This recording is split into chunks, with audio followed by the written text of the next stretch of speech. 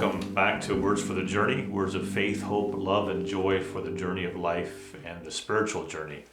And I'm joined again by Harriet Asselstein. We're talking about poetry, and Harriet's going to read another poem that she's written, and you were saying it's really a poem for our time. Yes. It's a poem I wrote in 2013, and I picked it because of this cultural moment where we're talking about racism and systemic racism. So I wrote this in 2013. I had just gone to the Truth and Reconciliation Commission in Vancouver, where they were speaking with First Nations people about their experiences in residential school. And as I was going home, I got the one line I had mentioned before, and I knew that I was able to write a poem on it. So it's called How Did You Survive? How did you survive those days when shame wrapped its wet blanket round you, shivering on your iron bedstead, and the whimpers of the little ones raked furrows in your stomach? Did you dream of the sea, the rhythm of the surf as it gathered the breathing of your clan and your own sleepy sigh and gently rocked them through the night? How did you survive when your name was erased, leaving you floating away like the foam on the sea? In your sleep, did your ancestors whisper soothing streams of wide open vowels, anchoring you to your home, your clan, tribe, nation? Did they urge you not to forget your name, your identity, a sacred trust from generations of grandmothers? How did you survive when you were beaten, raped, starved? Did your spirit carry you back over the mountains?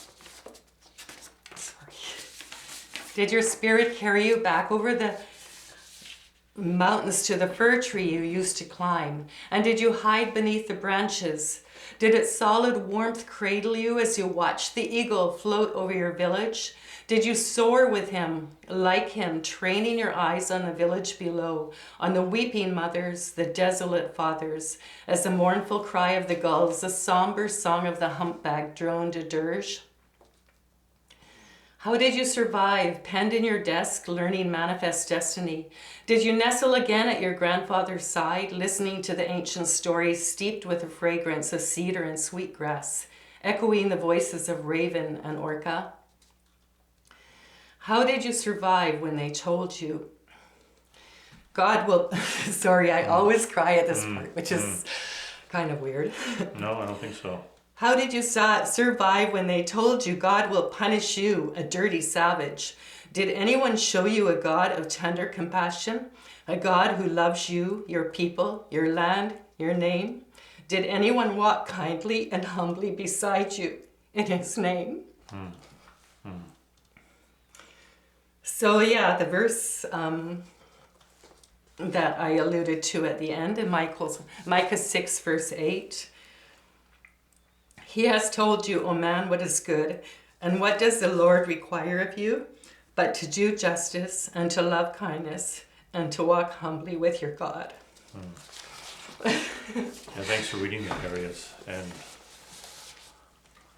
I think you said in the previous episode how Shakespeare, understood human nature, the human condition. And as you were reading that, I thought your poem really sought to do that, to get inside someone's experience, right? Experience that you and I don't know like that.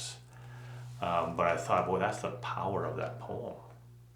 It's really helping me imagine, what it was like for someone like that to be removed from their family in a desk, learning all kinds of like manifest destiny, how that impacted them as well. But but it wasn't just the facts. It was for me an emotional experience. The poem was, and so thank you for writing it and reading it. And it is a poem for our moments, as you say. Yeah. How to really understand the other, so we might bring them some good news, not some bad news. No. And also that last bit, you know, did anyone kindly and humbly walk beside you? And his name is something we're called to do, and it's something I have often not done, that I've often fallen at. And yeah. Thanks so much for that. And thank you for joining us for Words for the Journey.